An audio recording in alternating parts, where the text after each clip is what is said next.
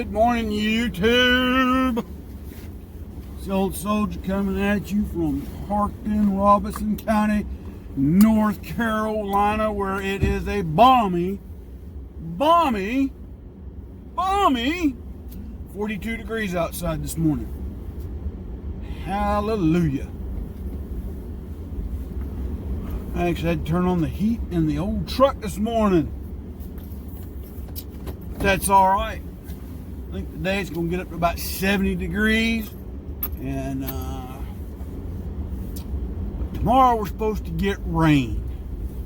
We have about an 88% chance of rainfall here tomorrow. Which a lot of the farmers around here said they, we've been needing some rain, but now it's maybe a little late. I don't know what to tell farmers about that one other than God lets it rain when he's ready for it to rain. But anyway, like I said, today is Fun Friday. TGIF, it is Friday. Friday, if I spelled that right.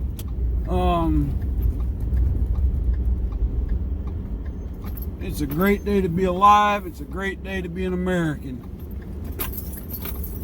It surely is. Even with all the crap that's going on in this country, it's still a great day to be an American citizen. And if you don't think so, well, get on an airplane, fly somewhere else and live. I don't know. But old soldier, you can't say stuff like that. Well, if you don't like living here, you don't like how things are, pack up and go move somewhere else. I guarantee you.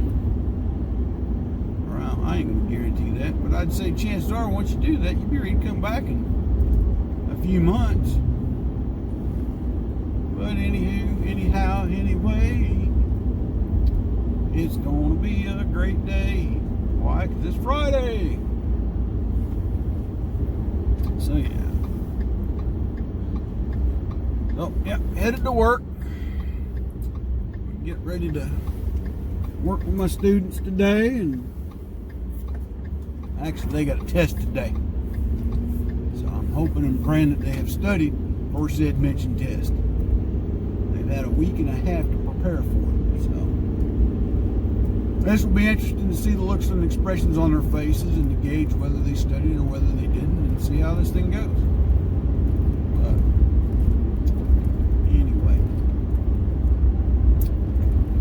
Yeah, it's nice, clear skies right now. It's cool and crisp outside. I'd say give it a couple, 3 more weeks, and we're going to be into bonfire weather and that kind of thing.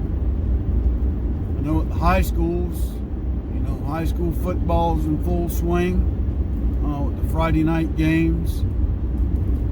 College football, I think is college football has already started too. I don't watch professional sports anymore, so I think they're in the playoffs for the World Series. But yeah, college football's at full swing. My team is doing horrible this year. Horrible. If there's any Vols fans out there, you know what I mean. They were anticipated to have this spectacular season, and from what I'm being told, they're kind of flopping on their face. But put down in your comment section below who your favorite college football team is and how they're doing. I mean, I don't really watch college football too much more anymore either, but I do try to peek in now every now and again to see how my team's doing. Like I said, they were supposed to have this stellar year this year, and they kind of flopped. That, and I think they had an incident where one of their players was arrested on an outstanding warrant, and the coach called to try and get him out of it, and it didn't work, and then finally the team suspended or basically dropped him from the program. Yeah, you're kind of going to have to do something when you're caught on audio trying to get your player out of a bind that he got himself into. That's why I don't watch college sports too much more anymore either. just because you play college football for a prestigious college doesn't make you above the law in any shape, form, or fashion. And I think they got him on an outstanding warrant, what it was, and it was something simple too. Nothing, a major crime, like a minor infraction. Just didn't get taken care of. So I think failed to appear in court. Took out a warrant on him for that. Just because you play college football doesn't make you above the law, or any college sport.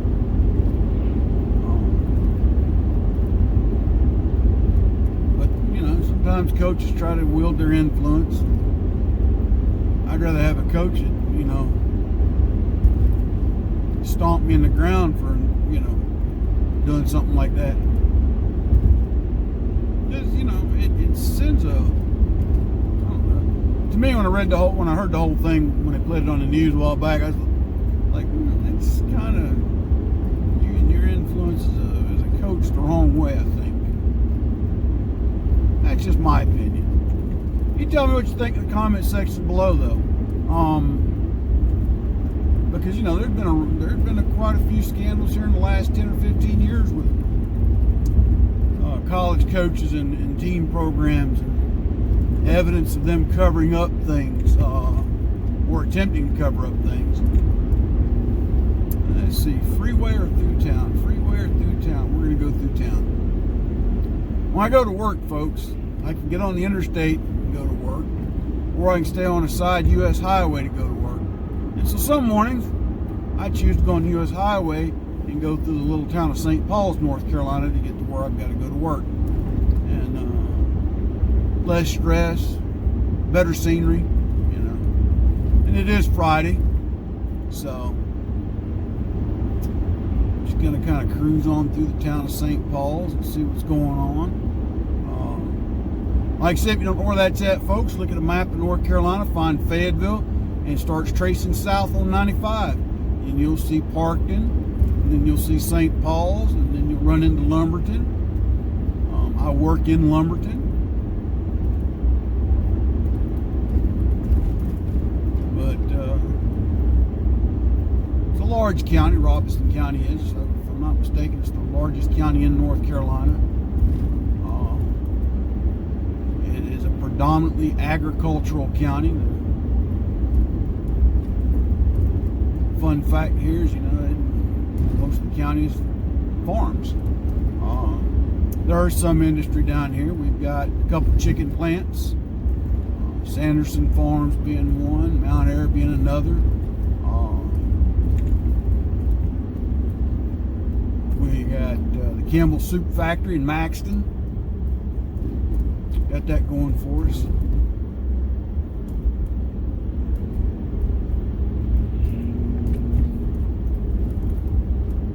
County just needs a good stiff shot in the arm, though, I think. Which they're trying to get there, I believe. Like everybody else in this nation, we got, there's issues that go on in these counties there is in others, economic and otherwise.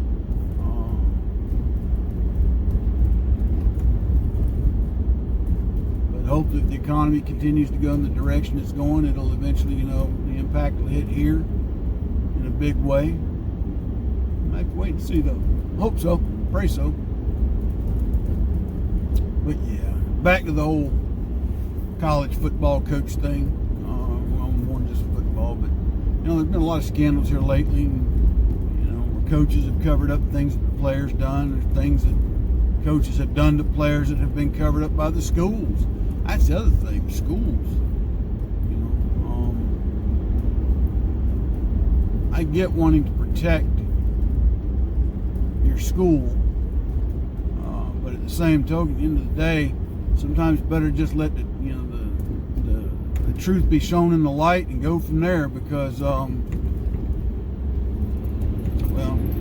more you hide it, the bigger of a problem it becomes. And what would I think it was Penn State a few years back, that whole debacle there about what the coach, I don't know if it was coach or the assistant coach, had done.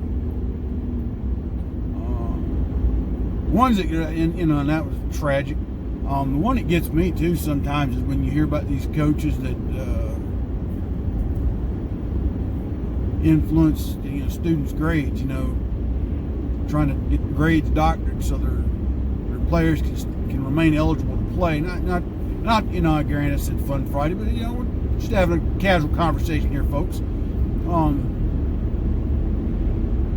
When I was a recruiter, I used to talk to these kids that well, I'm going to go off and play football for such and such college and be a football hero. Okay, go be a football hero, but you need to, at the end of the day, you need to buckle down and get good grades. Oh, no. Coach going to get me taken care of. Coach going to get me a scholarship. Okay, you still got to have the grades. No, you're going to get a scholarship. So, and I got to think, what part of good grades and playing football doesn't you understand?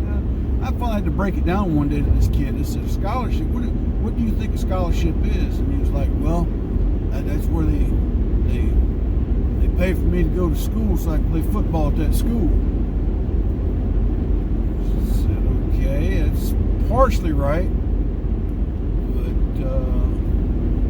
what about your grades? Well, as long as I pass my classes, most of my classes here is most. Yeah, well, what? I get a D. Buddy, we need to sit down and talk. My whole point was that, you had these kids that were being groomed for their athletic talent, but they weren't being told the importance of their academic potential and talent.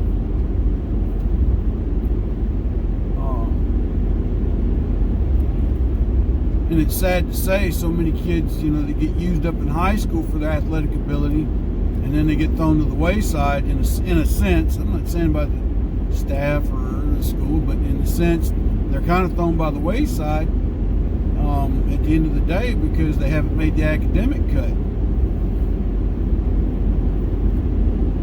Sometimes you get parents to see that and realize, well, I'm going to have to do something with them and about it. And they either buckle them down in high school or they send them off to a prep school after high school to help them get their grade point average up and get into a prestigious school.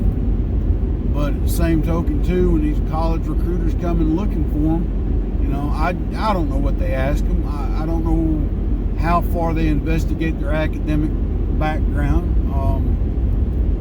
But I used to tell every student athlete that I tried to recruit into the Army that if you're going to go to school and you've got a scholarship, by all means take it. Take that scholarship before you join the Army. That scholarship might be a once-in-a-lifetime opportunity. The Army's going to be here before, during, and after college.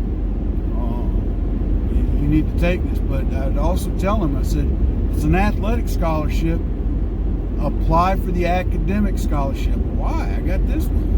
Well, for all you young people out there that might be listening, here goes why. You get an athletic scholarship. And let's say you're in your junior year of college.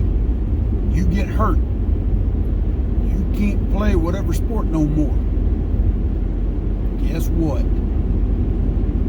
You might just lose that scholarship. You may have to pay back that scholarship. Another thing, some schools offer an athletic scholarship and it dwindles each year you're in college. In other words, the first year it pays everything. The second year it pays 80%. The third year it pays 70%. Your fourth year it's only paying 60 or 50%. So strive to apply for other academic scholarships that are out there. And you're saying, why? Because then with an academic scholarship, most of them, the prerequisites is you maintain a certain GPA, i.e. you keep your grades up. Don't put everything into one bucket based on your athletic talent. Use your academic abilities as well. Well, I don't like to study. Well, I like studying playbooks. Yeah. Memorize those plays. Yeah. Well, then you can memorize physics, calculus, algebra, English, history. Just because you don't like it doesn't mean you're not capable. And I'm preaching to you young people. And for those of you that don't want to go to a 4-year college, that's great and wonderful too. Find a trade school. Community college that offers a trade program. Example, where I teach, we have an industrial technologies program. You can go into it and you can learn to be a welder, a heating and AC repair technician, an electronics and electrical technician, and a maintenance technician. They also offer a basic law enforcement training. There's a cosmetology and barber course out here. There's a business program. There is an information technology program. There's a nursing program. My point being is, I know not every child is cut out for a 4-year university. Department of Education would disagree with me on that, but that's just truth be told. So if you know somebody in that boat, encourage them to go to a trade school or a 2-year community college where they can learn a trade skill. And some of these community colleges also offer 1-year diplomas in certain programs. For example, where I teach at, there's a 1-year diploma program for electrical and maintenance and others. It's a credential you can put on a resume that might get you hired before somebody else coming out of high school has got nothing else on their resume other than they went to high school. Now, how does that all tie back into where we started out with, college football and scholarships? Well, again, you have to apply yourself academically as well as athletically, I think, because at the end of the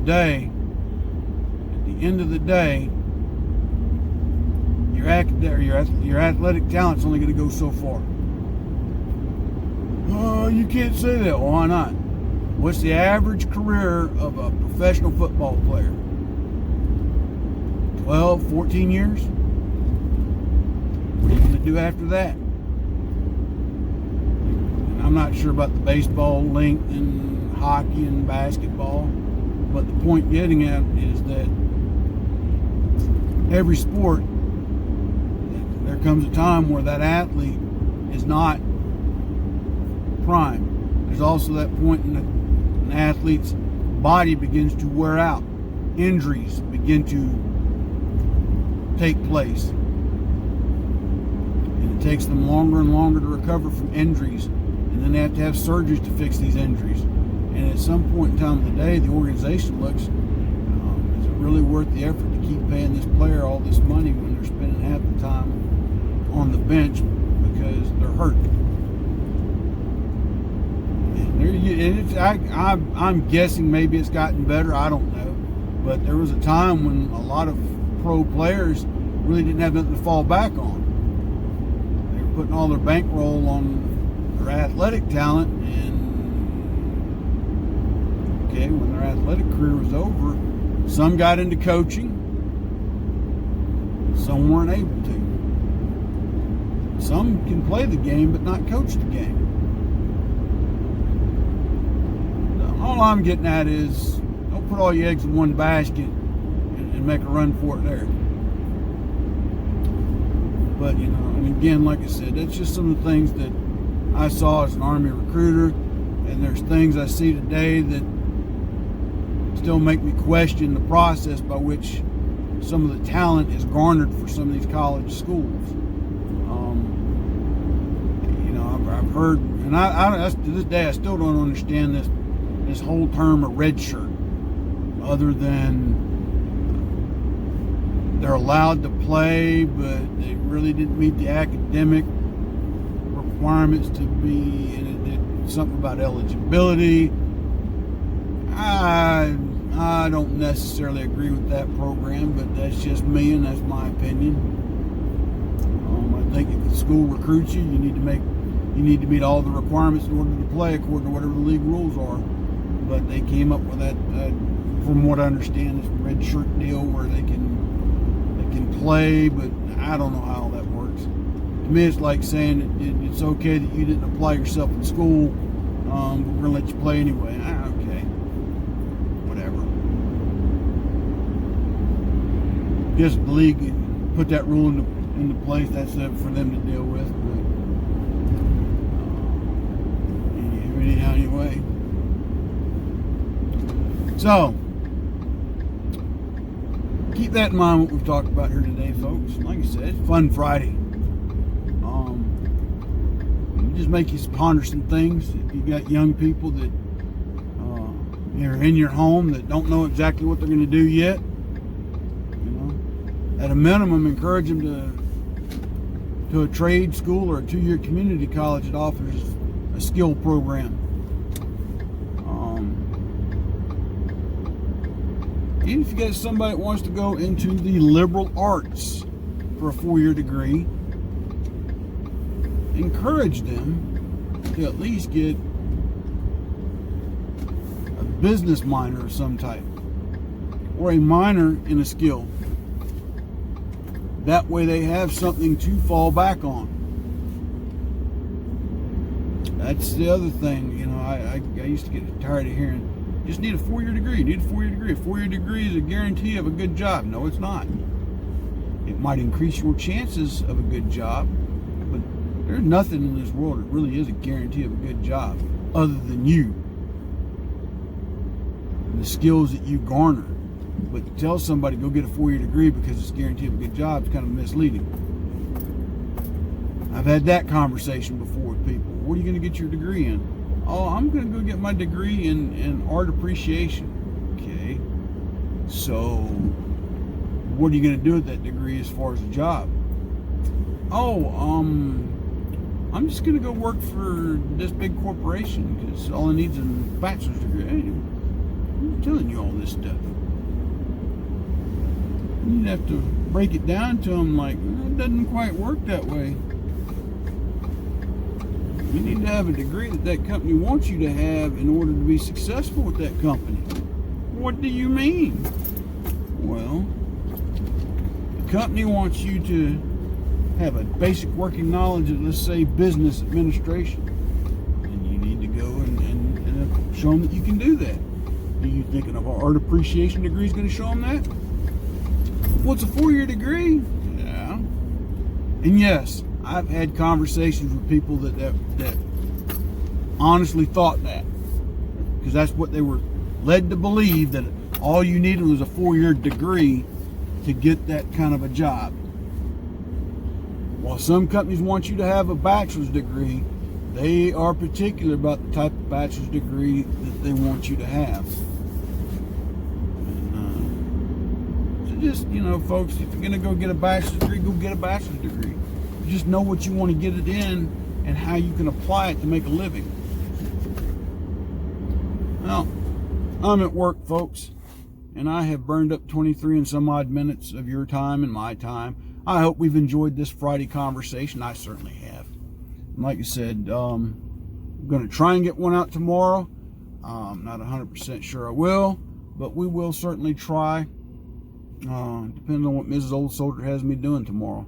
And if it's raining, I might have a honey-do list out the wazoo. So, but we're certainly going to try, and it'll be on, I don't know, might be a history lesson, might be a gear review.